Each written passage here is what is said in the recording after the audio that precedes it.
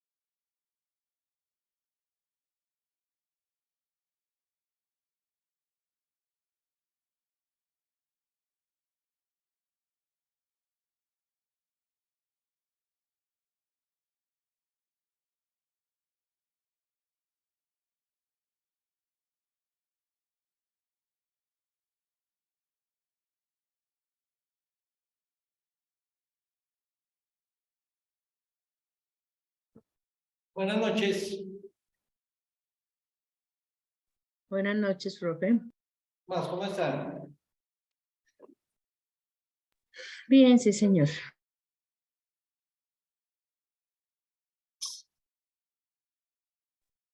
Hola, profe, buenas noches, compañeros. Bendición. Buenas noches. Buenas noches. María José ya llegó. Sara Moreno ya llegó. Karen Tolosa está acá. Mercedes, allí la veo. Daniel fue el primero. Ana Sofía Iriarte, ahí la veo. Buenas noches, profe.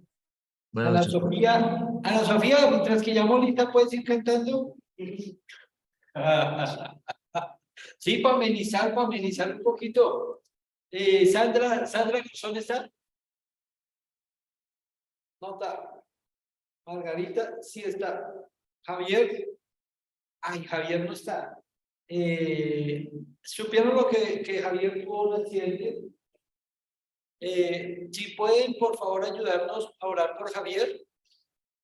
Tuvo un accidente, realmente no sé qué tipo de accidente, pero sí supimos, hoy nos informaron que estaba en cirugía. Entonces, no sabemos qué es realmente la situación de él, pero por unos días no lo vamos a tener presente, vamos a ver, averiguar qué fue lo que pasó. Jamie, Henry, por allí vi a Henry, John Paul, John Paul no lo veo, y Josué no la vi.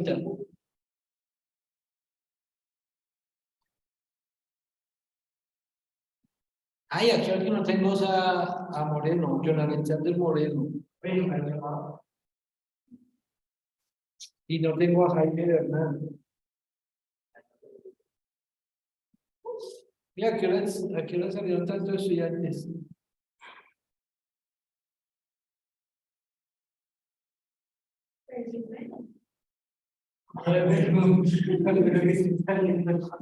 No, bueno tener a los estudiantes, pero malo para mí que tengo que calificar desde acá. Y entre más estudiantes haya, más posibilidades de que pierdan. Ah. Oiga, no, pero yo no sé por qué, pero yo soy el que llevo el control de notas cada corte y al final. Y tengo que reflexionar porque cuando llego al final, casi siempre que tienes conmigo. Y no he podido saber por qué con otros profes no. Eso es algo que el Señor me ha mandado a evaluar, a orar mucho y a reflexionar. Pero le dije al Señor que iba a esperar hasta Semana Santa para reflexionar. Por ahora no. Bueno, espero, no sé si mandaron o no el informe de lectura, pero espero que lo hayan hecho. ¿Listo? Sobre Nehemías. Porque hoy de pronto hoy empezamos a tocar algo sobre.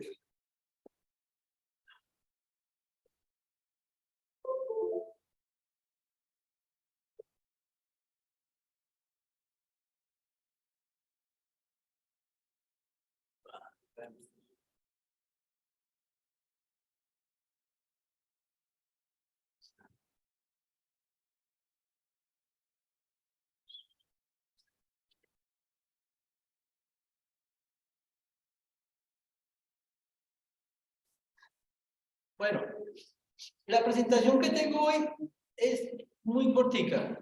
¿Listo?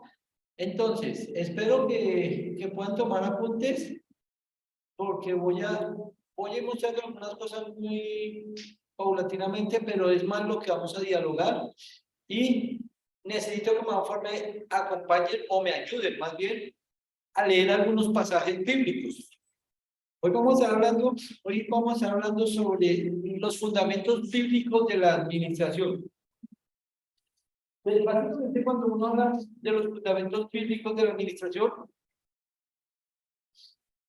se pueden hablar muchísimas cosas, muchísimas.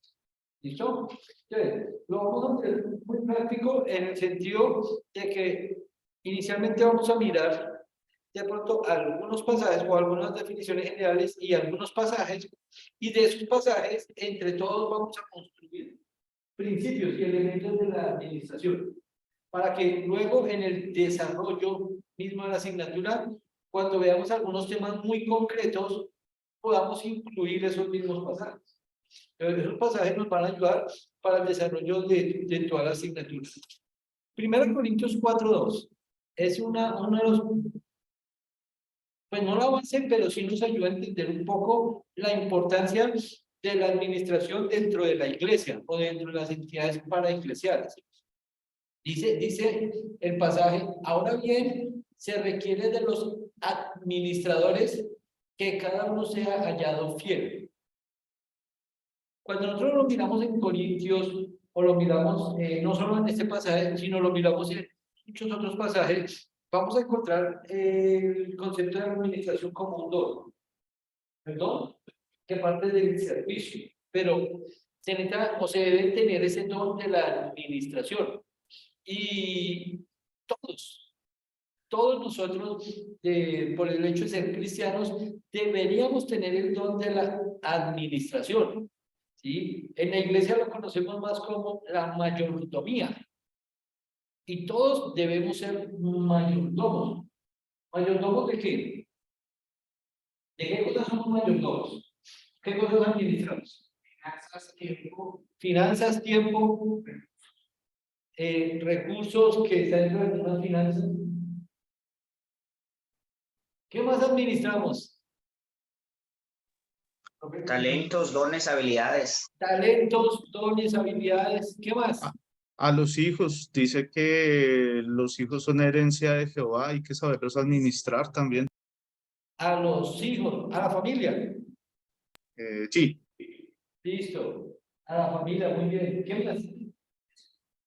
Nuestra profesión, en nuestro trabajo también somos administradores. ¿Qué más? Los bienes de otros. ¿Cómo? Los bienes ajenos. Los bienes ajenos, o sea, todo, porque todo es ajeno. Y hoy vamos a ver que todo es ajeno. Pero hay dos cosas muy importantes que no han mencionado. Los recursos espacio? naturales. El espacio. Más importante todavía. Los recursos naturales. La creación, sí, pero El tiempo, profe, el tiempo. mi vida, tengo que administrar mi vida. Y vamos a ver que parte de administrarnos a nosotros mismos. Y de ahí va a partir del concepto bíblico de la administración. Como Dios espera que nosotros aprendamos a administrarnos a nosotros mismos y que aprendamos a administrar nuestra relación con Dios. Que es algo clave y fundamental. Por eso fue que el hombre en Génesis 3 fracasó. El hombre en Génesis 3 fracasó. Y vamos a luego mirar cómo se hace el fracaso administrativo en Génesis 3. Cuando hablamos de la administración eclesial, podemos decir que existen varias áreas de administración, las ya nombradas, pero cuando hablamos de la administración eclesial como tal, dentro de la iglesia como tal, ¿sí? Podemos hablar que el pastor es el responsable directo, aunque tenga un administrador, porque hay iglesias que el pastor se dedica solamente a lo ministerial y se tiene un administrador para los recursos y las finanzas. Pero el pastor sigue siendo el responsable directo. Por ello, la administración eclesial involucra un marco funcional en el ministerio pastoral. Y dentro de eso, vamos a ver que la administración eclesial no solo tiene que ver con los recursos financieros, materiales, sino que en la administración eclesial vamos a hablar de ese proceso de proyectarse, de programarse para ganar, educar, formar y estructurar al creyente. Porque en última, ¿cuál es el producto que se genera en la iglesia? Y digo producto en un sentido sano, ¿sí? Porque nosotros en la iglesia no producimos bienes materiales, no producimos servicios, aunque prestamos un servicio, en últimas, ¿cuál es el producto que va a generar la iglesia?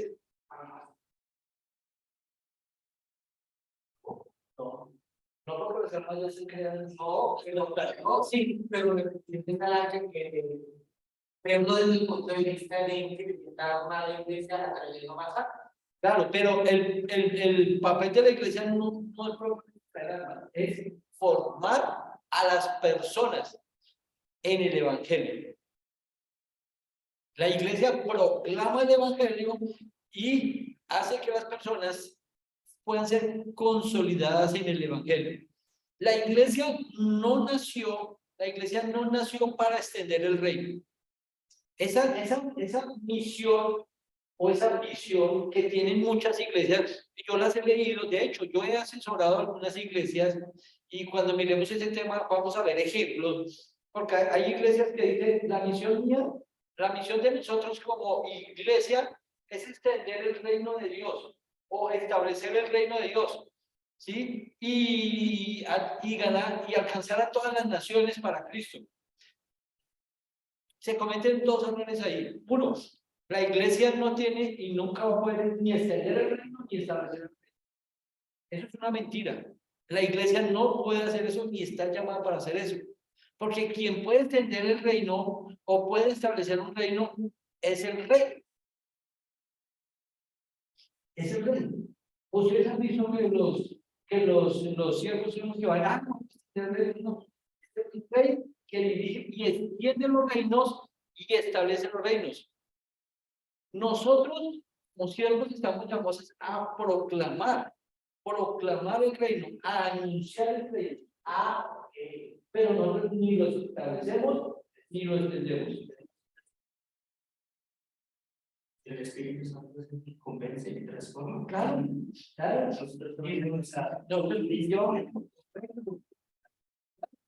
Entonces, cuando no hay una proyección real de qué es lo que quiero, y entonces yo asesorando a iglesias locales les he dicho, ¿usted por qué en su misión tiene o en su visión tiene alcanzar las naciones para Cristo si ni siquiera han alcanzado el barrio? Debemos partir del hecho que tenemos que ganar primero el barrio, ganar la ciudad, pues la localidad, luego ganar la ciudad. Si acaso ganamos el departamento, y ahí para ejecutar, porque de ahí para allá hay iglesias locales que se encargan de las otras.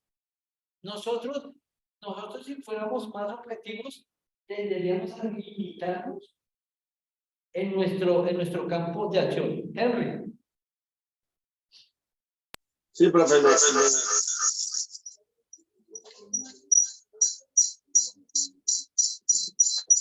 Henry, ¿usted tiene dos dispositivos abiertos? Sí, profe, es que tengo dificultades con la señal, entonces me toca con uno la cámara y con el otro el audio. No sé por qué. Bueno, Vale. aquí bloqueo uno. Profe, tengo una inquietud. Dígame. Según lo que su merced está el tema que está trabajando, me genera una inquietud. Entonces, cuando, porque el Señor nos dice que pues, fue la misión que le dio a los 12 de ir a hacer discípulos. Cuando se hace discípulos, no se está extendiendo el reino, es la inquietud que me queda. No estoy ni a favor ni en contra, pero es una inquietud que me surge. No, claro, cuando el Señor dice ir y hacer discípulos a todas las naciones, ¿qué le está pidiendo? Hagan discípulos. No les está diciendo extiendan el reino. Porque realmente nosotros anunciamos, pero quien convence a esa gente es el Espíritu Santo. Quien realmente permite que se extienda es Dios. Si ustedes leen el pasaje donde dice que, donde dice que unos son los que siembran, otros son los que riegan, pero ¿quién da el crecimiento? Lo a Dios. La iglesia no da el crecimiento. La iglesia no está para dar el crecimiento. La iglesia está para proclamar el evangelio y formar a las personas y consolidar a la iglesia. Pero el crecimiento lo da es Dios. La extensión la da es Dios, no nosotros. Porque si fuera asunto de nosotros, extender el reino, uy, eso es peligroso. Eso es peligroso porque estamos tomándonos atribuciones que no nos corresponden. ¿Sí? Por eso, desde el concepto bíblico es ir y hacer discípulos a las naciones. Ahora, el término naciones que aparece en Mateo 28, en las misiones, cuando se dice que vamos a enviar a una persona a otro país, está bien, es correcto.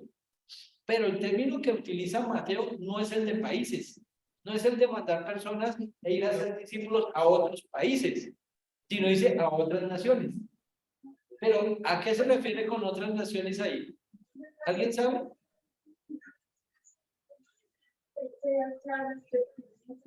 Yo, profe, creo que tiene más que ver con etnias o pueblos que de países conformados.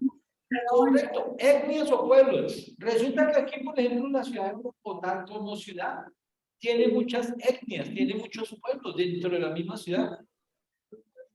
Entonces, cuando dice ir a otros pueblos es ir a otras culturas o a otros grupos, etnias como culturas, donde podamos llevar el evangelio.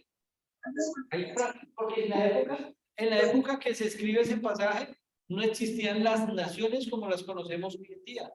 Eran pueblos.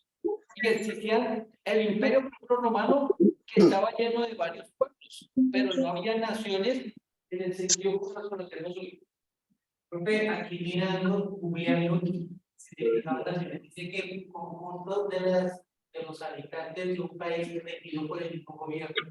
Si lo aplicamos a Colombia, naciones sería de Bogotá a Leticia, por decir algo. No, Ese concepto no es un concepto moderno y lo ¿en qué cuenta definición de la lengua en español. Ahora busqué el concepto de nación desde el griego. Que es un escrito fue en griego. Desde el griego. En el griego la palabra que se utiliza es etnia y no se utiliza la palabra nación como lo conocemos nosotros en nuestra época. Es una palabra antigua que viene del griego. ¿Listo? Para entender un poco algunos elementos que vamos a retomar luego, que van a ser importantes. Ahora, este proceso de ganar, educar, formar y estructurar al creyente se va a dar hasta que éste a su vez pueda también manejar la palabra y ser buen ayudante. el don de la administración va relacionado. En una parte vamos a ver con los bienes materiales, con las personas, pero por otro lado, la administración eclesial tiene que ver con la formación, el proceso que se da con las personas para que a su vez estos se multipliquen, se reproduzcan, ¿sí? Llevando el evangelio también a otros. Es decir, que los podamos enviar. ¿Nosotros? Sí, ¿qué dice? Dice, pues, Muy chévere. todas las naciones, es decir, una tribu, especialmente de la nación propia o extranjera. Claro, y se refiere a los pueblos. ¿Sí? Por ejemplo, aquí tenemos un ejemplo. Aquí en la ciudad hay comunidades pertenecientes a los juicios, ¿sí? Hay comunidades. Eso ya es una nación. Desde el concepto bíblico, ya ustedes son una nación, son una etnia a la cual se les puede llevar el evangelio. Y no necesito ir a otro país para llevar el evangelio. ¿Sí? A eso me refiero para que lo podamos entender un poco dentro de la terminología como están las escrituras. Ahora, el pastor, el administrador, ¿sí? Debe hacerlo de la mejor manera. Entonces, un pastor debe ser un buen administrador. Todo creyente debería ser un buen administrador. Y esto implica unas habilidades y unas características, ¿sí? Que las podríamos encontrar en la Biblia, pero ya ahorita vamos a entrar a ver versículos. ¿Listo? Una de esas características, desde el punto de vista bíblico, es la disciplina. ¿Sí? La disciplina tiene que ver con toda esa estructura espiritual, mental, física, de preparación que debe llevar a que las personas que estén al frente liderando lo puedan hacer de la mejor manera. Una persona que no tenga disciplina no es un administrador fiel. Porque la disciplina incluye saber administrar su propia vida, saber administrar el tiempo, saber administrar los recursos, ¿sí? Y ser disciplinado. Disciplinado en el sentido de aprender a programar, de aprender a presupuestar, de aprender a poner por obra las cosas, de aprovechar bien el tiempo, ¿sí? Dice que debemos aprovechar bien el tiempo porque los días son cortos. Eso tiene que ver con disciplina, ¿sí? El que no es disciplinado, ¿sí? Finalmente va a recibir un llamado de atención, una exhortación. Uno no puede ver unos hijos, cuando un hijo no es disciplinado, toca estarle llamando la atención, toca estarle exhortando. Una de las características que se pide de los buenos administradores precisamente es la disciplina, ¿sí? Y eso implica esfuerzo, dedicación, eso implica invertirle tiempo, no solo a las cosas terrenales, sino especialmente a las espirituales. ¿Listo? No sé si alguno quiera incluir o aportar algo al punto de la disciplina.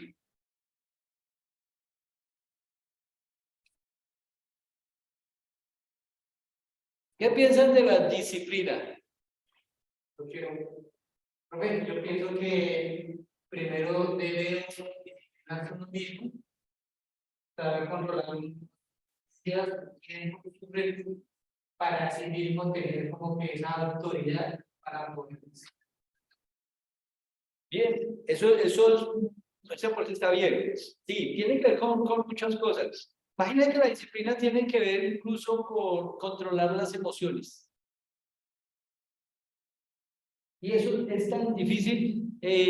La disciplina va relacionada con el dominio propio.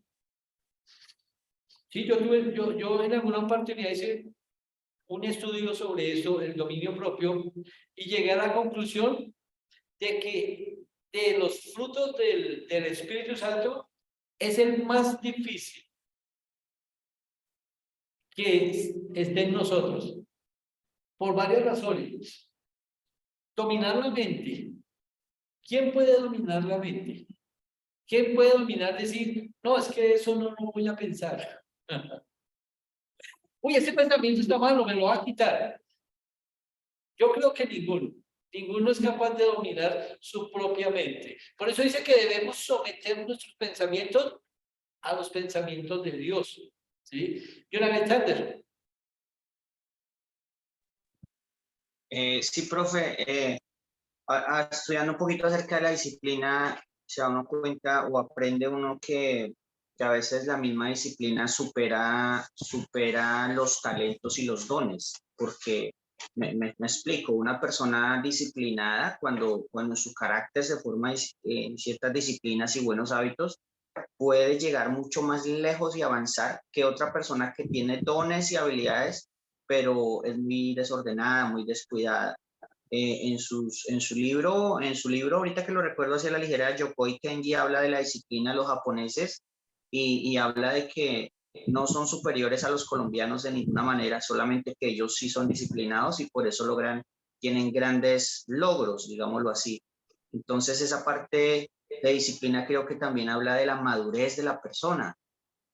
Pues una persona disciplinada es una persona madura, considero yo.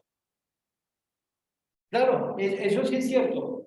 La disciplina forma el carácter, ¿sí? Y Yokoi Kenji sí, lo expone mucho acerca de la disciplina de los japoneses. Y de hecho que países como Japón y Suiza a nosotros nos llevan mucha ventaja, porque ellos son disciplinados, nosotros no. El colombiano no es disciplinado. Y el cristiano colombiano, por ende, tampoco es disciplinado. De hecho, que nosotros tenemos un dicho, dice, como buen colombiano, siempre llego tarde. Y yo le digo, pero como buen cristiano no debería ser. Porque el derecho de ser colombiano sí, aplica mucho. ¿Ustedes han tenido la oportunidad de estar con Yokoi Kenji? Yokoi Kenji. Motivador. ¿Alguno una conferencia con él presencial? ¿Ninguno? Voy a ver si lo puedo invitar. Yo conozco, yo trabajé con el sobrino de él, yo trabajé mucho tiempo. Entonces voy a llamar, voy a ver si lo puedo contactar y lo invito a una de estas clases. Voy a hacer que tenga agenda porque me mantiene más ocupado ese man, pero voy a hacer el intento para que nos hable de algunos de esos temas que son muy pertinentes para nuestra época. Entonces, disciplina es la primera característica o una de las características que se espera del buen administrador. La segunda, visión. Visión. ¿Listo? Mercedes. Profe, con respecto de la comparación que estaba haciendo ahorita con el colombiano y el japonés, también pues en los estudios realizados precisamente en el área de administración arroja que un japonés supera en algo a un colombiano. Pero un segundo, Mercedes, es que no te escucho bien. En cuanto a la comparación que estaban haciendo ahorita con respecto del japonés y el colombiano, hay algunos estudios también en el área de administración han arrojado unos resultados en donde el japonés supera con creces al colombiano precisamente por el trabajo en grupo. El colombiano no tiene esa capacidad tan desarrollada como el japonés para trabajar en grupo. Entonces, eso se observa pues en los sectores como el académico, donde de pronto hay grupos pequeños y no sabemos trabajar en grupo. En los deportes incluso, Colombia lidera muchas veces de pronto las disciplinas que son individuales, como el atletismo, el boxeo, el ciclismo, etcétera, pero en grupo, pues ya le sacan ventaja a otros países. Entonces hay una comparación que hicieron, un estudio que hicieron con japoneses y de pronto colombianos o latinoamericanos, en donde en algunas disciplinas los colombianos ganaban a los japoneses cuando eran individuales, mientras que los japoneses le ganaban a los colombianos con creces cuando eran equipo. Exacto. Y así como esa hay muchas comparaciones donde nosotros siempre vamos a estar por debajo de los japoneses y de otros países por la disciplina, ¿sí? Porque nosotros no somos un país disciplinado. Estaba buscando un video, bueno, lo busco para la próxima, para mañana, ¿sí? Sobre la comparación que hay precisamente, o que hacen entre los japoneses, los suizos y nosotros. Es un video muy ilustrativo que nos podría ayudar a entender un poco mejor esa parte. Ahora, la segunda es la visión. Dice en Timoteo que el que desea ser obispo, ¿sí? ¿Sí saben cuál? El 1 Timoteo 3:7, creo que es. ¿Alguien más informe me ayuda a leer?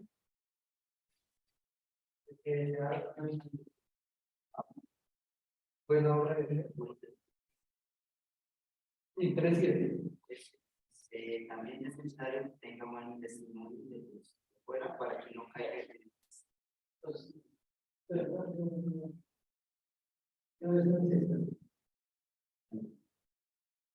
Esta que dice, pero es necesario que los hijos sean libres. Ah, en el 3:1. Pablo, una sola mujer, hombre, podría ser. En 1 Corintios 3:1, ¿cierto?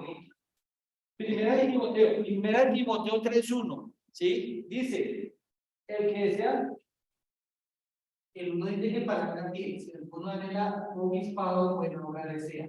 listo. Si alguno anhela obispado, ¿listo? Si alguno anhela obispado, es decir, si alguno anhela el liderazgo, si alguno anhela administrar, ¿sí? La eclesía, entonces si alguno anhela el término o el término obispado, ahí obispo está compuesto de dos términos griegos, ¿sí?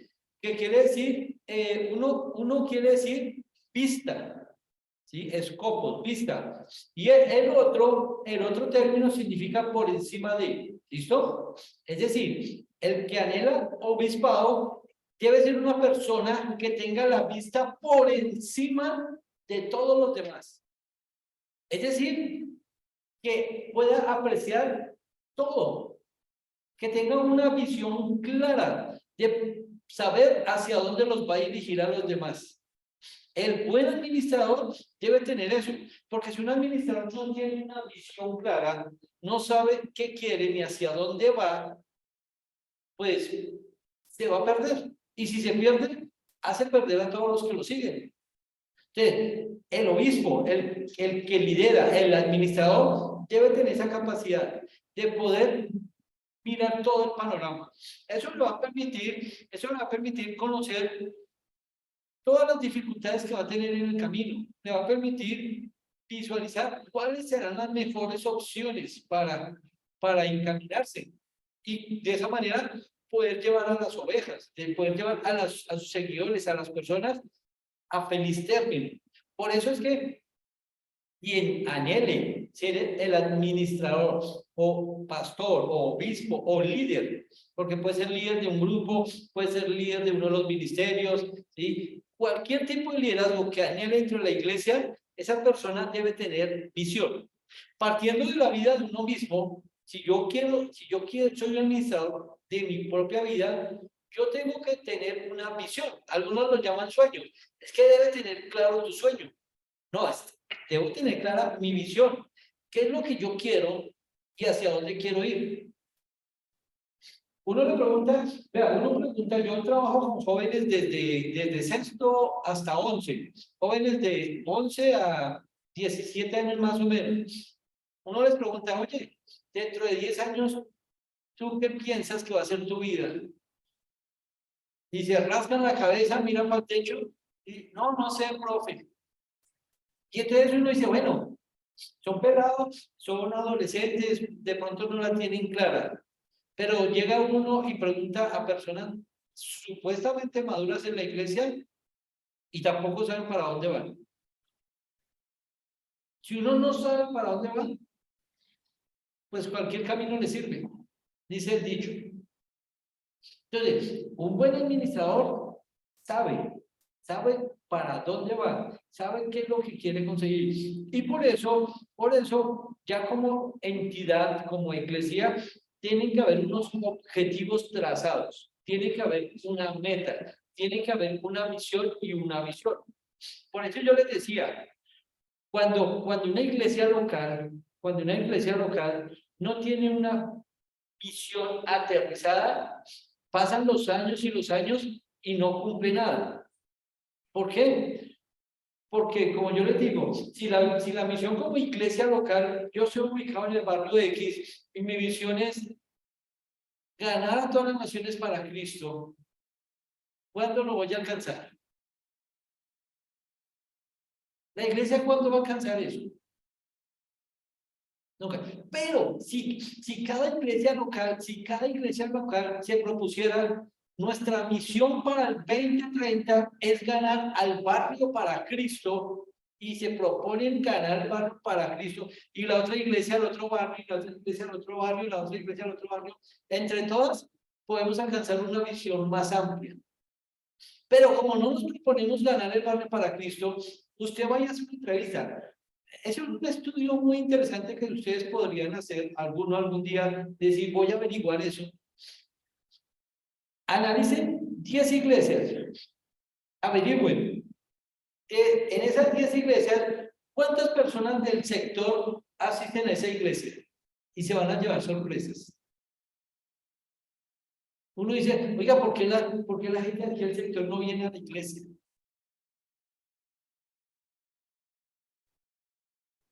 Se van para otro lado. ¿Por qué? ¿Por qué será? No sé, yo no sé, testimonios, qué sé yo, pero no se hace un trabajo intencionado con la comunidad cercana, sino que estamos pensando más allá. Pero con los cercanos no hay un trabajo intencionado, porque la misión no está planteada para eso. La misión está planteada para cosas lejanas, pero no para los cercanos.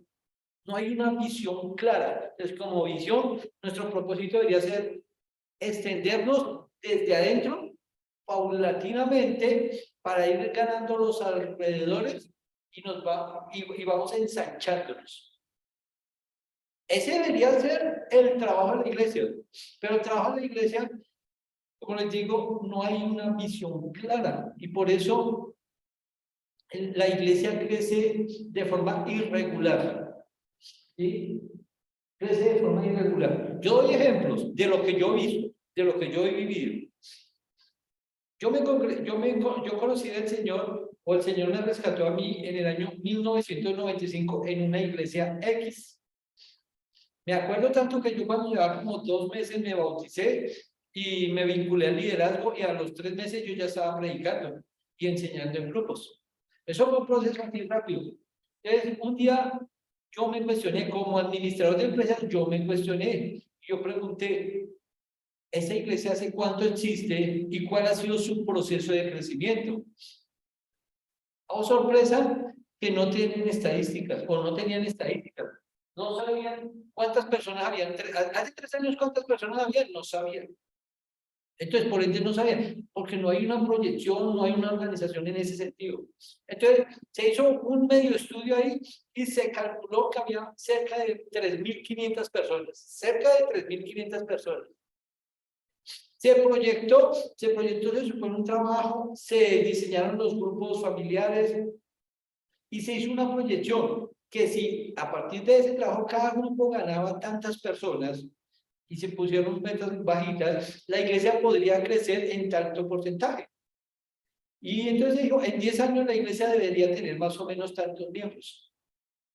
Yo me fui para Medellín a estudiar. Cuando yo venía aquí, medio miraba a la iglesia cómo iba, pero transcurrió como unos 8 años de estar yo en Medellín. Un día vine y hice los cálculos, pregunté, averiguamos, están llegando. La iglesia tenía 3.200 miembros. Y yo, pero ¿cómo así? De 3.500 ahora está en 3.200. Y investigué, averigué, pregunté, y me mostraron listas de todas las personas nuevas que llegaron a la iglesia en los últimos 10 años. Y dije, pero si han llegado todas las personas nuevas, ¿por qué en vez de crecer bajamos? Y es porque la gente entra llegan, pero por el otro lado están saliendo. Porque no hay una visión clara de qué es lo que se quiere y para dónde vamos.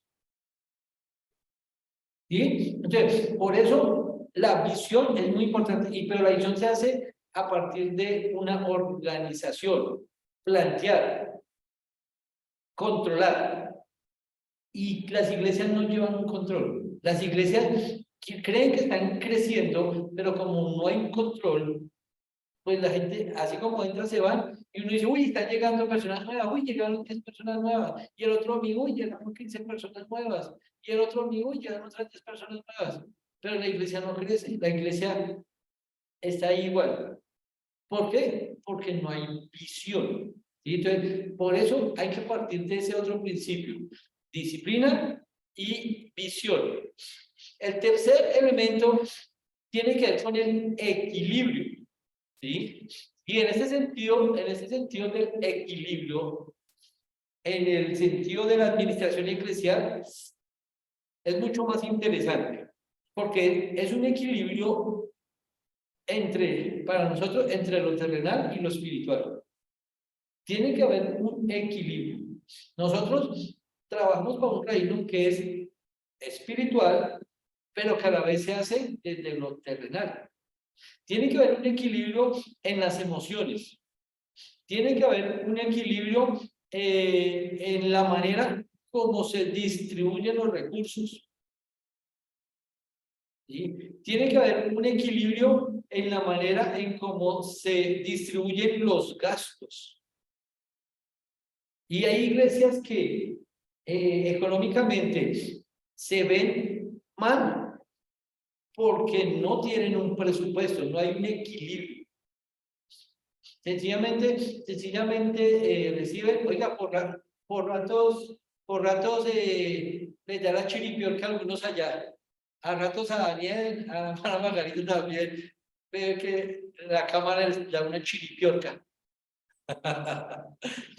Entonces, el equilibrio en todas las áreas, ¿sí? Y en la iglesia, como les digo, como trabajamos con personas, debemos tener un equilibrio mucho mayor, porque las personas tienen necesidades, porque las personas tienen emociones, porque las personas tienen sentimientos, porque las personas tienen altibajos, y hoy en día, un grave problema que lamentablemente ya está afectando a los líderes cristianos tiene que ver con la salud mental. Ese problema de salud mental es algo a lo que no se le está prestando atención, y ya conocemos varios amigos pastores que han tenido que irse de retiro forzoso para descansar, para recuperarse, porque no tuvieron un equilibrio en el tiempo que le invierten al ministerio. Se les olvida que fuera el ministerio de muchas otras cosas. Entonces, se piensa que por ser pastor tiene que estar las 24 horas, los 7 días de la semana. Y eso no es así. Y uno tiene que equilibrarse de tal manera que uno tiene que educar a la iglesia, educar a la gente para que entiendan que hay espacios que hay que reservarlos. Y eso es muy sano. ¿Sí, Ana Sofía? Profe, que ya que mencionas ese tipo de cosas respecto a tener un equilibrio, sobre todo por el área pastoral, porque pues en la iglesia la verdad es una labor súper exigente y demandante. Uno mismo lo puede ver reflejado en la Biblia que Jesús, siendo Dios, él tenía sus momentos donde él se apartaba de todos, donde él iba a estar solo, iba a estar con el Padre, tenía sus momentos también donde descansaba. Entonces, qué importante que él también, conociendo su misión, todas las cosas que tenía que hacer, sabía que también tenía que tener ese tipo de espacios para recobrar fuerzas y seguir llevando a cabo su comisión. Sí, Ana Sofía, gracias por ese aporte. Es muy cierto porque hoy en día hay pastores que se creen superhéroes. Que todo lo pueden hacer y creen que todo lo tienen que hacer ellos. Y hay pastores que no son equilibrados en el sentido de delegar. ¿Sí? Y sobre la delegación, vamos a tener nosotros en una clase, vamos a tener el tema más amplio. Pero la importancia de saber delegar. Miren, conocí un caso real, una pareja de pastores cuando hubo el terremoto en Armenia. ¿Sí se acuerdan que Armenia casi desaparece en un terremoto? Entonces, ellos muy emocionados, teniendo 50.000 actividades acá en Bogotá, decidieron recolectar cosas, colchones, sábanas, cobijas, alimentos, y armaron un grupo para ir a Armenia. Entonces, uno de los líderes le dijeron a los pastores, pues si quieren, déjenos que nosotros vamos y cumplimos la misión. No, nosotros tenemos que ir, Y el pastor y su esposa, pues, empecinados se fueron. Entonces, ellos se fueron en el carro y atrás llevaban 2 camiones. Cuando iban llegando a un punto que la carretera va para Armenia y otra va para Pereira, llegando a ese punto, los 2 se enfermaron, los 2. Y se pusieron mal. Entonces, algunos de los que iban con ellos siguieron para Armenia y a ellos se los llevaron para Pereira. Y llegaron a Pereira y los hospitalizaron. La misión duró 15 días. 15 días que ellos estuvieron hospitalizados, pero mal. Y les buscaron, les hicieron exámenes aquí y allá.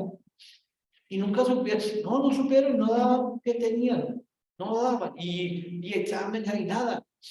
El día que se completó la misión, que ellos evangelizaron, entregaron todas las ayudas y demás, organizaron para regresarse para Bogotá.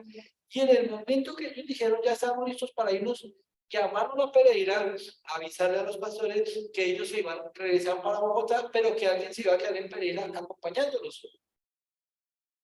Y así fue que arrancaron de Armenia y cuando iban como media hora de camino, los llamaron. Los pastores ya estaban bien. Los pastores ya estaban bien. Y entonces los organizaron, no, pero ya no tenían dolores, ya no tenían malestar, nada. Y entonces salieron, cogieron el carro y se volvieron a encontrar en el mismo punto donde se separaron. Y se vinieron para Bogotá. Cuando llegaron a Bogotá, en oración, ellos preguntaron, Señor, ¿pero qué pasó ahí? Y el Señor dijo, es que yo no los mandé a ustedes para allá. Porque querían hacer todo. No fueron capaces de delegar, no fueron capaces de cumplir en un equipo. En ese sentido, yo como líder, yo como pastor, debo ser equilibrado, ¿sí?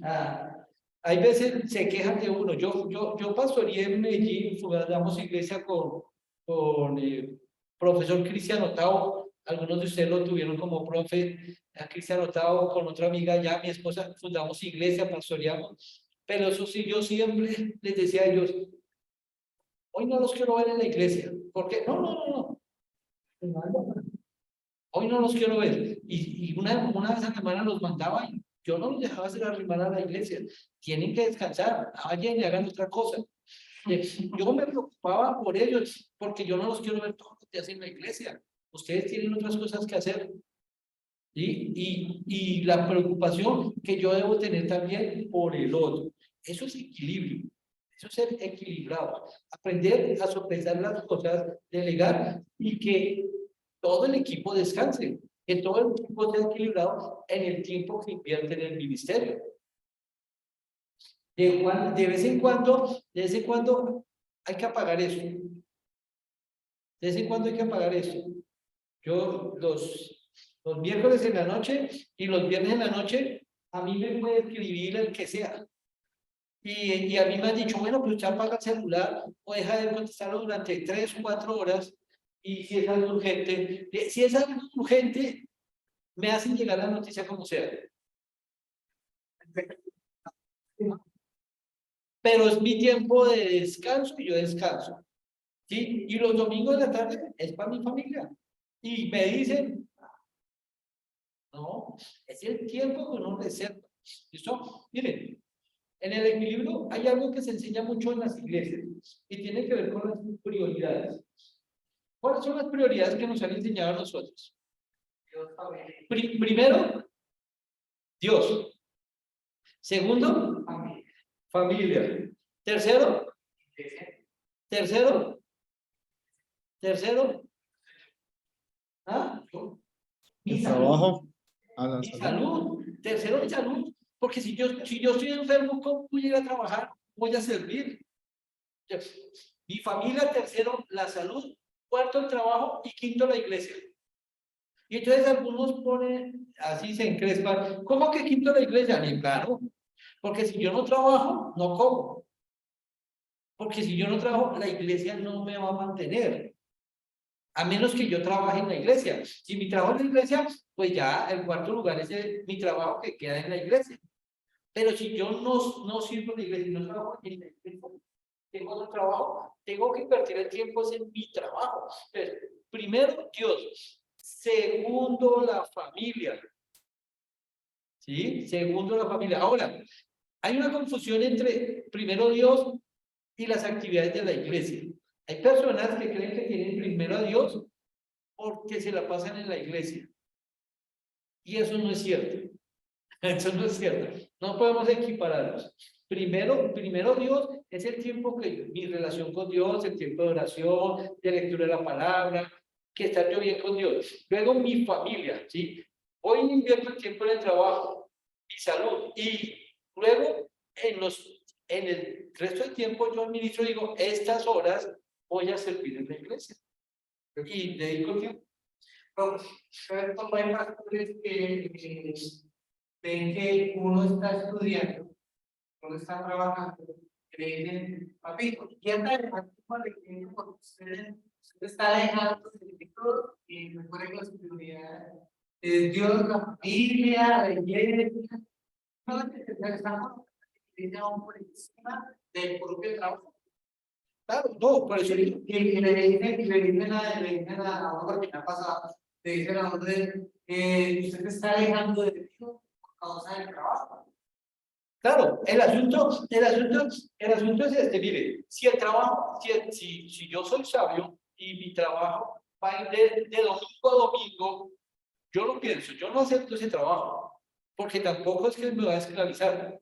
Yo tengo que trabajar moderadamente, que también tengo que tener tiempo de descanso en el trabajo y tener la oportunidad de servir en la iglesia, a ir a la iglesia. Porque es que hay personas que sí se alejan de la iglesia y se alejan de Dios porque se la pasan solo trabajando. Y tampoco es claro. Uno tiene que aprender a ser equilibrado en los tiempos y aprender a respetar esos tiempos. Es decir, yo trabajo de lunes a viernes, de 8 de la mañana a 5 de la tarde, el sábado trabajo mediodía para los que trabajan hasta mediodía. Ya, después de las 5 de la tarde, es tiempo para ir a la iglesia y servir, es tiempo para mi familia, ¿sí? Es tiempo para yo descansar, lo mismo el sábado en la tarde, lo mismo el domingo en la tarde. ¿Cómo distribuyo ese tiempo en mi familia, en mi descanso, para mi bienestar, para mi salud y en la iglesia? Yo lo equilibro, pero tengo que ser sabio y decirle al pastor, mire, de acuerdo a los tiempos que tengo y lo que ustedes necesitan de mí, yo estoy en disponibilidad de servirle el martes, el miércoles y el domingo en la tarde un rato, o el sábado en la tarde. Puedo hacerme cargo de esto y de esto. Uno tiene que aprender a ser sabio y equilibrado. Y como líder, yo tengo que aprender a enseñarle a las personas que sean equilibrados también en ese sentido. Porque es que hay personas que no quieren salir de la iglesia y todo el tiempo y en la casa el marido dice, oiga, ¿usted qué hace tanto en la iglesia? ¿Sí? Eso no, hay que ser equilibrado y uno como líder tiene que ayudar a las personas a ser equilibradas en todos estos aspectos. Y eso es muy importante. Para mí es fundamental. Yo enseñaba en la iglesia, en la escuela de líderes, y una vez llegó una joven, 19 años. Llevaba un año en el evangelio, un año apenas. Y fue y se arrimó y me dijo, pastor, necesito que me forme un consejo. Y yo, sí, cuéntame, ¿qué hago? Es que no sé qué hacer, estoy confundida.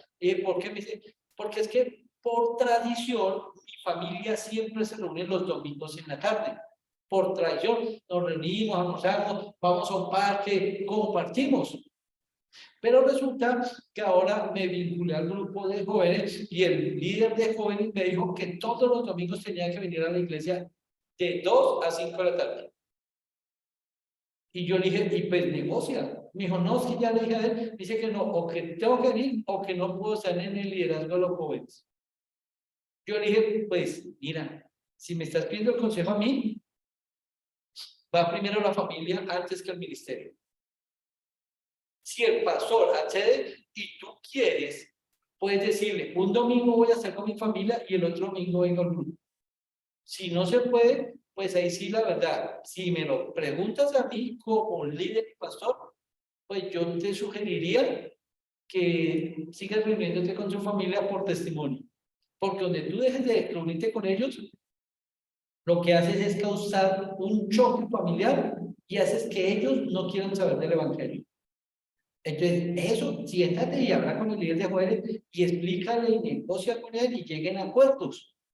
Si el líder no cede, pues definitivamente hay que hacer algo con el líder. Es la opinión que yo veo. Vea, eso yo lo digo como administrador, yo lo digo como pastor que he sido pastor, yo lo digo desde cualquier área. Para mí, eso debería ser así. Porque si yo no enseño a la gente así y no nos ayudo en ese sentido, termino haciendo daño y transmito una mala idea del evangelio. ¿Sí? Daniel había cantado la mano ahorita.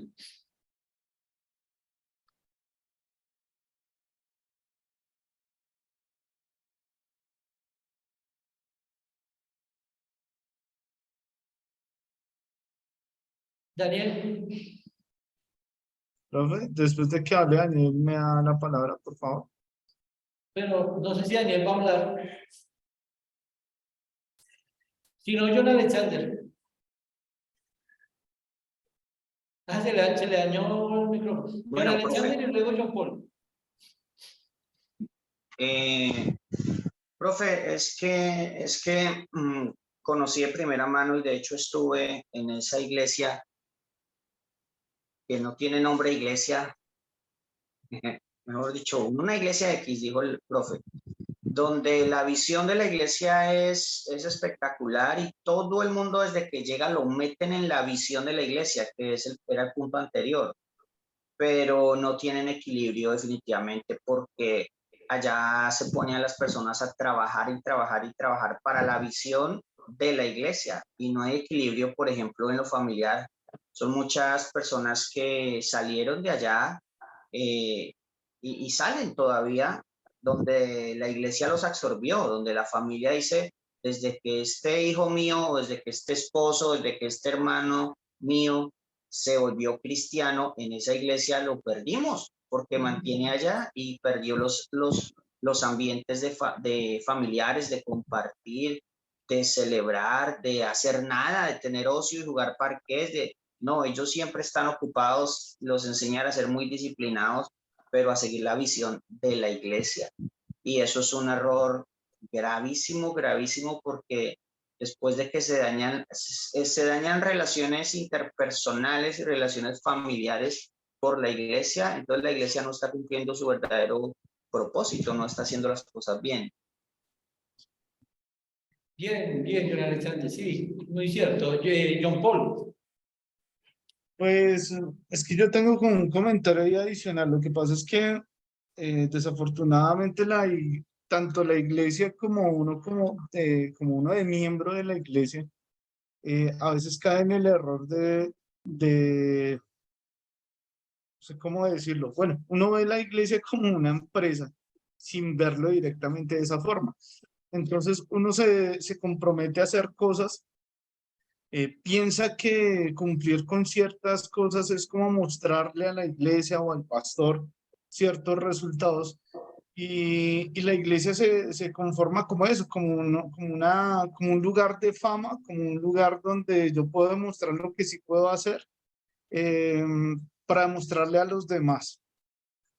Y adicional a eso, entonces se desenfoca todo, toda la visión que debe ser como la parte eclesiástica y divina, pienso yo, donde se debe formar a una iglesia espiritual y se convierte en algo nada más, digamos, de trabajo secular, pero se convierte en ese trabajo secular, pero con un nombre santo, por decirlo de alguna manera. Y se pierde esa visión bonita, se pierde el crecimiento espiritual.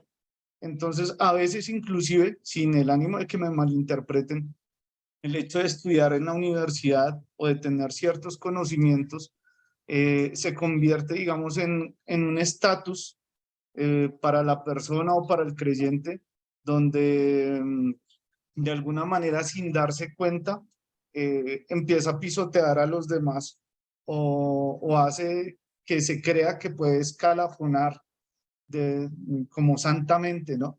Y la visión principal del amor a Dios se pierde. Entonces pienso que todo eso hace parte de no saber administrar y no de no tener una visión clara de lo que es estar en la iglesia y de amar al Señor. Correcto, sí, por eso digo, no, el equilibrio es llevarlo a no mezclar lo que es mi relación con Dios a lo que es el servicio en la iglesia. Van relacionados, sí, pero no los podemos mezclar. ¿Sí? Que es lo que muchas veces caemos en el error de servir en la iglesia, pero lejos de Dios. Hay mucha gente en la iglesia que está en la iglesia y sirve en la iglesia, pero está lejos de Dios. Así es, exactamente. Y hoy en día se incurre mucho en eso. Claro, entonces ese es el equilibrio y es ahí donde el verdadero líder, el verdadero administrador ayuda para que la gente y sobre todo el tema del voluntariado es muy importante ahí. Las iglesias luchan con el voluntariado por lo mismo. Luchan con eso por lo mismo. Y uno ve personas que lamentablemente se sienten heridas y maltratadas desde las iglesias, desde ciertos o por ciertos líderes, precisamente porque no se lograron encontrar equilibrios en cuanto a la relación que un voluntario tiene con la iglesia. El voluntario es voluntario y bajo ese parámetro tiene que haber un equilibrio en cuanto a los tiempos que se invierte, en cuanto a las actividades que se desarrollan, en cuanto a la retribución que puede darse en cierto momento, ¿sí? Guardar las medidas y respetando un poco toda la normatividad que existe sobre este tema, porque ese es el otro extremo. Voluntarios que de pronto una iglesia decidió, vamos a darle mensualmente esta ofrenda por los servicios prestados, con el tiempo salen heridos y terminan demandando a la iglesia. Y dicen, como yo cumplía un horario y como recibía una remuneración constante y común, entonces quieren buscar o pretender que eso sea una relación laboral y empiezan a cobrar cosas que no deben. Por eso, dentro de eso también debe haber equilibrio. ¿Cómo yo trato al voluntario? ¿Bajo qué acuerdos vamos a llegar? ¿Cierto? O no sé si estoy equivocado, Mercedes, desde la ley, eso es viable. Cuando se establecen con los voluntarios horarios de trabajo, horarios de tal o tal hora, y se dice, le vamos a dar una remuneración o una donación o una ofrenda, eso se puede volver una relación laboral. Y eso es un peligro para la iglesia. Entonces, sí, profe, si tiene los elementos de la relación laboral, no importa la denominación o lo que aparentemente se esté trabajando o con lo que se esté sirviendo. Si están los elementos de subordinación, el salario y la prestación del servicio en un horario más o menos regular, pues ya obviamente enseguida automáticamente es una relación laboral. Claro, y en ese sentido hay muchas iglesias que han sido demandadas por eso. Entonces, sí, profe, disculpa que te interrumpa, pero la Corte Constitucional ha sido paternalista con las iglesias en ese sentido, perdón, la Corte Suprema de Justicia en la sala laboral ha sido paternalista con las iglesias en ese sentido, que han absuelto a las iglesias diciendo que sí, hay una relación, por decirlo de alguna forma, laboral en principio, pero prima más la voluntariedad que los elementos que te acabo de referir, y han absuelto a algunas iglesias por ese concepto o con esa opinión. Claro, entonces desde ese sentido el equilibrio va en que si la persona es voluntaria, es voluntario. Yo no lo puedo forzar, ni lo puedo obligar, ni la puedo hacer sentir mal, porque un día no fue por el que yo no lo puedo hacer sentir mal, nada. Porque eso es simplemente un voluntario, ¿listo? Igual, ese tema, hay otros elementos que vamos a tratar más adelante en otros temas. El orden, pues va asociado a todo lo demás. Si uno como líder, como administrador, como organizado, no tiene un orden, pues grave, de nada sirve. El orden en todos los elementos, ¿sí? Y eso tiene que ver mucho con el equilibrio, ser ordenado en sus tiempos devocionales, en sus tiempos de lectura de la palabra, en sus tiempos de oración, en sus tiempos de actividades, de reuniones, en sus tiempos de descanso, ser organizado. Entonces, hay que manejar, en el orden hay que aprender a manejar un cronograma, una agenda, hay que aprender a manejar un presupuesto a nivel personal, pero a nivel eclesial también es necesario hacerlo. Y por último, otro de los elementos tiene que ver con la eficiencia, ¿sí? Ser eficiente quiere decir maximizar los recursos que se tienen para rendir más. Es decir, entre menos tiempo se invierta y entre más se maximice u optimicen más bien los recursos que se tienen, y al final tener un resultado es mucho mejor. ¿Por qué? Porque muchas veces es más el tiempo que se invierte que el resultado que se da. Y suele suceder, miren, es normal, y esto no es como crítica, sino es algo que se debe analizar. En los sistemas o las dinámicas que manejan las iglesias, por ejemplo, conozco de primera mano, lo vivimos, lo hemos experimentado, el hecho que hay grupos donde al comienzo se ve un crecimiento, pero luego como que todo llega a un tope, se estabiliza, después hay un decaimiento y algunos grupos luego vuelven a subir, hay otros que se quedan ahí y se estancan. Y van 1 o 2 años haciendo lo mismo, reuniéndose los mismos 5, haciendo lo mismo, y uno dice, no, hay que buscar una estrategia donde ese tiempo se pueda optimizar y el recurso de esas personas que están ahí se pueda optimizar para buscar resultados. ¿Cuáles son los resultados? Pues proclamar el evangelio y que otros lo escuchen. Porque si no, entonces esas personas que se terminan raquíticas, esos grupos terminan raquíticos, ¿todo por qué? Por no buscar la eficiencia, es decir, optimizar el tiempo, optimizar los recursos que se tienen para mejorar los resultados. Y una iglesia, viéndolo desde el punto de vista de empresa, sí debe pensar mucho esto. Sí debe pensar, ¿cuál es el resultado que realmente esperamos? Quieras o no, la iglesia no debe buscar el resultado numérico, pero el resultado numérico es un estándar para saber cómo vamos. Porque por el otro lado está el estándar de calidad, en el sentido de qué tanto las personas crecen en la iglesia, qué tanto han madurado, qué tanto han formado su carácter. Entonces, la eficiencia de la iglesia se debe medir por esos dos factores. ¿Qué tanto han crecido las personas que están al interior, pero a la vez qué tanto han crecido en las personas nuevas? Esos dos factores bien medidos son los que nos ayudan a medir la eficiencia de una iglesia. Las iglesias tradicionales, cuando digo iglesias tradicionales me refiero a iglesias de hace muchos años, tienen 120 personas y de ahí no pasa. Porque ya se estandarizaron ahí. Ese es su estándar. Y ya, para ellos no hay mucho más que hacer. ¿Cómo se mantienen ellas? Con los hijos de los miembros. Sí, los hijos, los que nacen, que crecen en esa iglesia, esos son los que van a mantener el número de miembros de la iglesia. Pero no se busca maximizar los recursos tratando de buscar un mejor resultado. ¿Sí? Como hay otras iglesias al otro extremo, las mega iglesias, donde crecen y crecen y crecen en número, pero no están formando a las personas. ¿Se dan cuenta del extremo? Una donde se forman las personas, pero no hay una preocupación por el crecimiento numérico.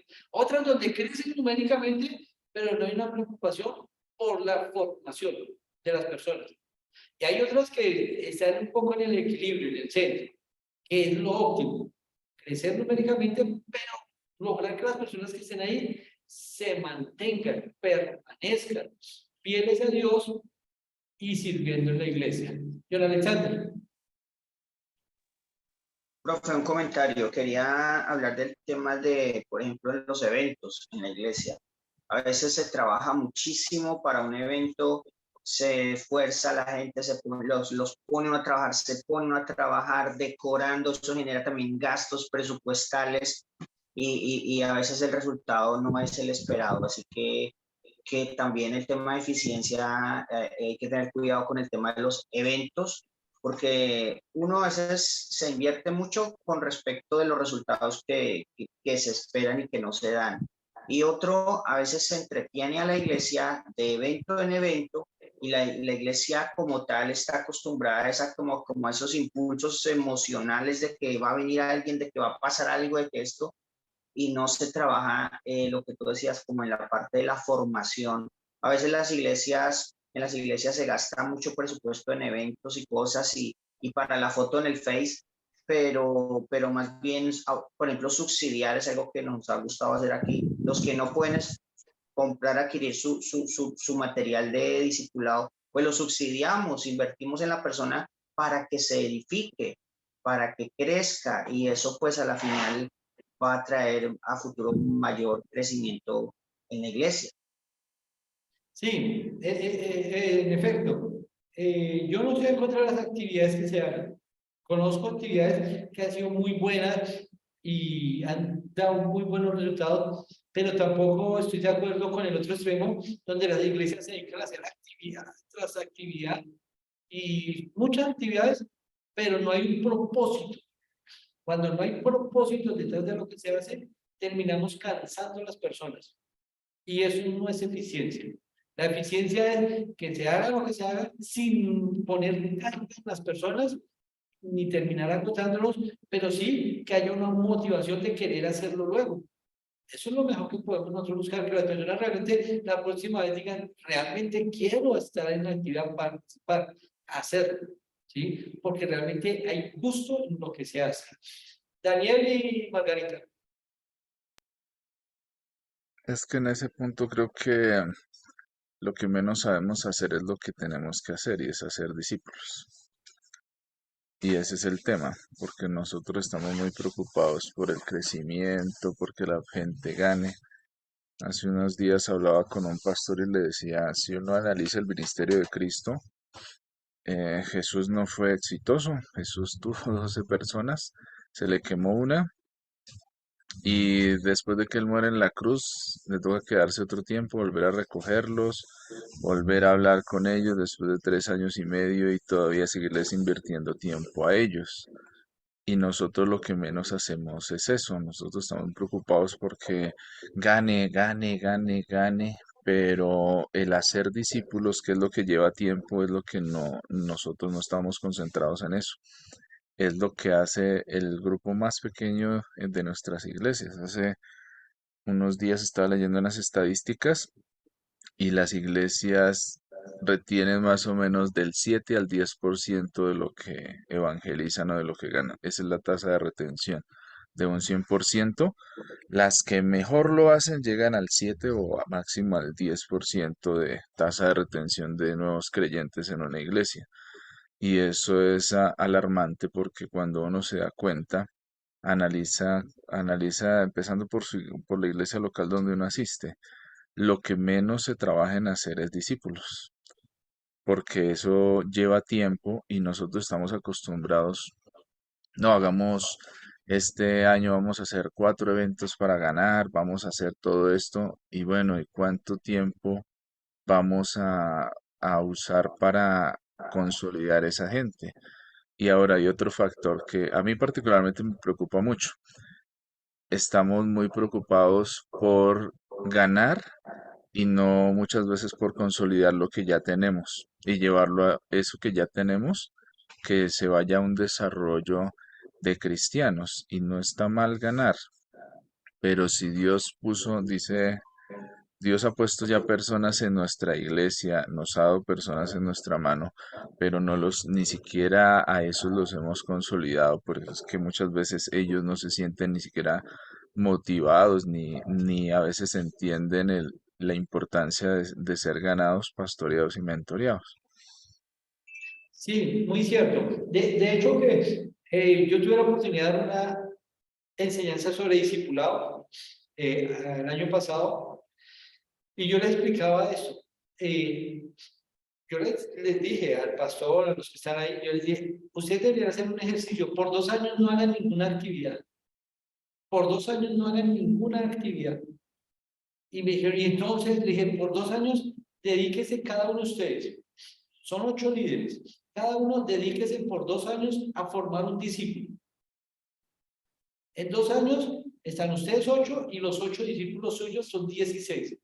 Entonces, en 2 años usted le dice a cada uno de ellos que cada uno va a formar un discípulo por otros 2 años. 2 años después ya no son 16, son 32. 2 años después son 64. 2 años después son 128. Después pasa a 256. Pero esos 2 años son bien invertidos en discipular. Y cuando ustedes se den cuenta, tienen una iglesia de 1000 personas bien formadas, bien discipuladas, y no han hecho ninguna actividad. ¿Cuáles actividades? Su discípulo se lo invita a almorzar, usted está pendiente de él, lo aconseja, lo guía, le ayuda aquí, le ayuda allá, que él vea que está preocupado por él, y usted le muestra desde su vida el evangelio. En 2 años, si esa persona ha logrado entender y ha sido discipulada, ya va a saber qué hacer con su discípulo, con la formación del discípulo. Y ese crecimiento podría ser mucho más efectivo que el de las actividades.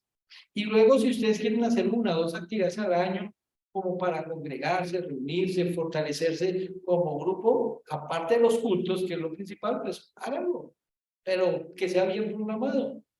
Y ellos me decían, pero le hagan, inténtenlo, y después me dicen los resultados. Y enseñarles cómo hacer un verdadero discípulo, que fue lo que hizo Jesús y lo que dice Daniel. 3 años y medio y no quedaron formados. Hay que invertirles tiempito. Y eso implica meter la mano al bolsillo, estar preocupados por ellos, acompañarlos, visitarlos, en fin, varias cosas. Margarita. Bueno, sí, digamos en cuanto a los 5 características acá que se habla del administrador eclesial, pues son principios que van a ser generales y que son muy importantes. La disciplina, la visión, el equilibrio, el orden y la eficiencia, y pues hay que ponerlas en práctica. Pues acá en el grupo que estamos todos somos creyentes, pero algunos somos pastores, otros son líderes de la iglesia, y cada uno sí debemos procurar en esta clase, pues llevar a cabo todas estas características, porque como decía el profe, pues no estamos en una empresa de ladrillos, sino son personas y son la iglesia de Cristo, son las ovejas del Señor. Nosotros somos los mayordomos y sí debemos tener, digamos,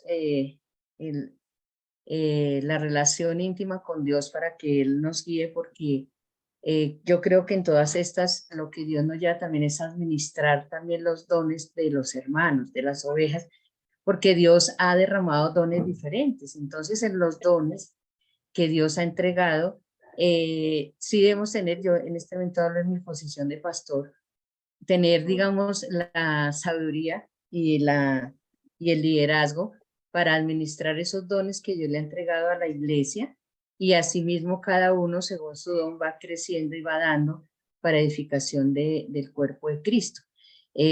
Pero claro, en la posición de pastor uno tiene una doble responsabilidad, pero también en la posición de hijo de Dios y de líder de la iglesia, que todos estamos para dar fruto y que ese fruto permanezca. Sí, muy cierto, muy cierto. Yo personalmente no quería ser pastor. ¿Ah? No, Dios me obligó. Miren, cuando yo me fui para Medellín, yo me fui a prepararme como maestro. Yo me fui a prepararme para una maestría porque quería ser maestro. Y un día en una actividad, me invitaron un sábado allá, una actividad, y yo me levanté, ese ya tenía una pereza de levantarme, y luché, pero como a las 7, voy a ir a ver qué hay diferente allá. Y me levanté, y cuando llegué allá, era un salón grande, estaba programado para 200 personas. Cuando yo llegué, me senté como 40 personas estábamos. Y oiga, invitaron 200 y solo llegamos 40. Así de bueno va a estar esto, dije yo. Bueno, empezó la enseñanza todo el día y como a las 4:30 el predicador empezó, pues nos dividieron en 2 naves, 20 y 20. Estaba predicando y el pastor allá de la región empezaron a imponer manos. Entonces yo estaba en una nave y cuando venían por esa nave, cuando iba a enseñar, yo me hice loco y me pasé para el otro lado. Ya, me escondí allá en la otra nave. Cuando terminó ahí, pasaron a esa nave, yo me hice loco y me volví para esta. Porque no, yo no quiero. Cuando estaba ahí, cuando estaba en ese proceso, yo escuché una voz así, pero fuerte al oído, como si me hubiera gritado, ¿me amas? Y yo volteé y miré para todos lados y una vez en mi corazón sabía y lo entendí, dije, Señor, pastor no quiero ser. Pastor no voy a ser. Y entonces yo me quebranté, sentí ganas y me puse a llorar y por segunda vez escuché, ¿me amas? Y abrí rápido el pasaje en Juan y lo leí. Que Señor, yo te amo, pero no voy a pastorear las ovejas. Y llorando yo le decía eso al Señor y por dentro decía, no, Señor, yo no voy a pastorear las ovejas. Esa responsabilidad no es para mí. Por tercera vez, ¿me amas? Yo sí, pero no quiero ser pastor, Señor. Y entonces dentro de mí dije, voy a desafiar a Dios. Y dije, y pensé, no lo dije, lo pensé. Dije, si esto que estoy sintiendo y escuchando viene de parte de Dios, que alguien coja el micrófono y lo confíe. Y yo estaba terminando de pensar la idea cuando el pastor Eduardo Pacheco cogió el micrófono y dije, no, yo no he hecho nada.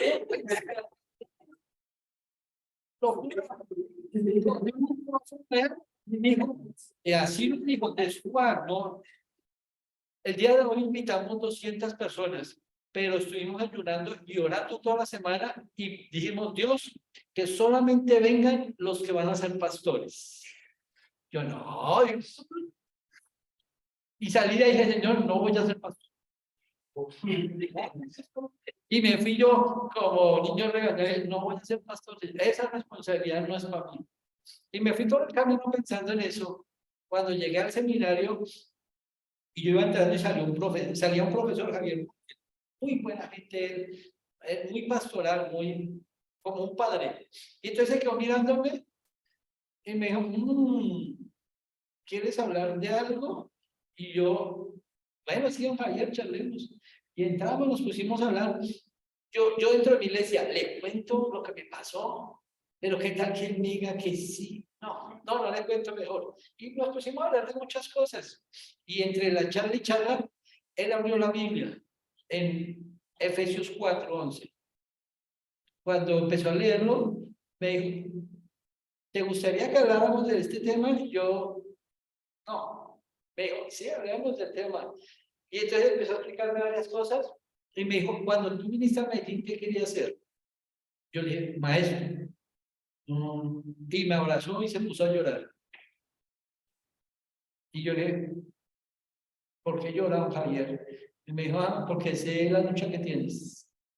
Me dijo, ¿quieres ser un excelente maestro? Y le dije, es mi anhelo, es mi deseo. Me dijo, sé un excelente pastor. Y dije, ¿cómo así, Javier? ¿Cómo así, Javier? Me puse a llorar yo. ¿Cómo así, Javier? Me dijo, es que el pastor es un gran maestro y el maestro tiene que ser un buen pastor. pastorea a tus estudiantes. Bueno, y entonces fui y me presentaron al seminario, y dije, ya no quiero hacer la maestría, porque ya no quiero ser maestro. Quiero estudiar la licenciatura porque voy a ser pastor. Y me cambié al programa y me preparé para ser pastor y pastorito y aprendí. Y a partir de eso aprendí las responsabilidades de pastorear, de liderar. Y son grandes, son retos. Porque una cosa es liderar la familia, liderar su vida, pero otra cosa es la responsabilidad que uno tiene con las personas.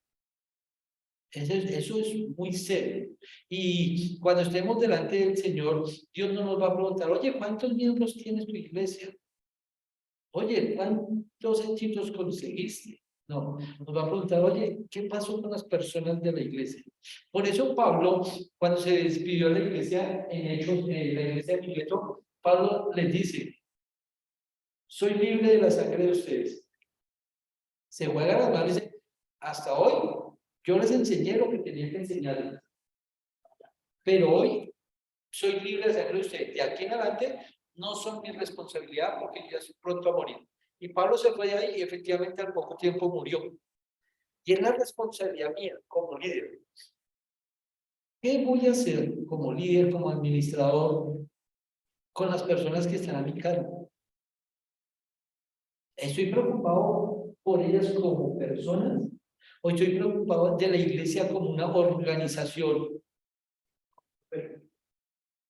Como números, como otras cosas, o realmente estoy preocupado por las personas, porque en últimas vamos a dar cuenta de las personas, no de resultados. Y hay muchos que vendrán y permanecerán y otros que se irán, y es normal. Pero al final de los tiempos decir, Señor, mira, hay muchos pastores que al final han dicho, Señor, he acabado la obra, porque la acabaron. No es nada. Entonces, sí, es como yo voy a responder como líder, como administrador, voy a responder por lo que el Señor me ha dado. El Señor a mí no me dio una institución, el Señor me dio 1000 personas. De hecho, que la iglesia no es una institución, es un grupo de personas. Y esa es mi responsabilidad como líder. Por eso yo debo preocuparme por la integralidad de las personas. Su economía, pero su familia, su salud. ¿Sí? Y hoy en día la salud mental es un tema muy recurrente y necesario. Hoy en día los índices de suicidio son aterradores. En todo sitio, incluyendo la iglesia. Hace 2 meses, uno de los muchachos de la iglesia de nosotros se suicidó. Se ven en la iglesia, están ahí, están alegres, pero en el fondo uno no sabe qué están viviendo. Y eso es parte del discipulado que tenemos que hacer. Conocer realmente cómo están las personas para poderles brindar ayuda en el momento adecuado.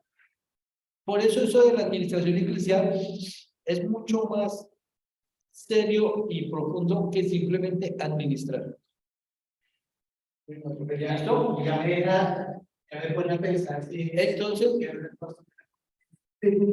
Entonces, por hoy, dejamos ahí mañana vamos a ver unos pasajes bíblicos, se los dejo ahí rápidamente si le pueden tomar una foto. Son los pasajes que vamos a estar viendo mañana. Génesis 1, Marcos 3, 13 al 15, Hechos 18, 13 al 27, Hechos 6 del 1 al 7 y Nehemías 1. Sí, vamos a hablar de esos 5 pasajes y de cada uno vamos a mirar algunos elementos que vamos a usar luego. No los vamos a desarrollar todos mañana, sino que luego vamos a incluirlos dentro del desarrollo de los temas. ¿Listo? Listo, profe. Gracias, profe. Listo. Que el Señor les bendiga. Descansen. Bueno, profe, muchas gracias. Igual. Gracias, profe. Henry, ¿será que usted me puede llamar mañana en la tarde, como a las 3? Señor. ¿Usted me puede hacer el favor, me llama mañana como a las 3, que necesito hablar con usted? Sí, claro, profe. Vale, listo. Profe, una inquietud que tenía su merced, ¿está subiendo este material a la plataforma? Sí, yo lo la semana pasada, eso ya lo subí. Mañana Vale, por la profe, mañana gracias. subo el informe de lectura. ¿Listo? Bueno, sí, señor. Yo Vale. le llamo mañana. Gracias. Vale, chao. Bueno, profe, gracias.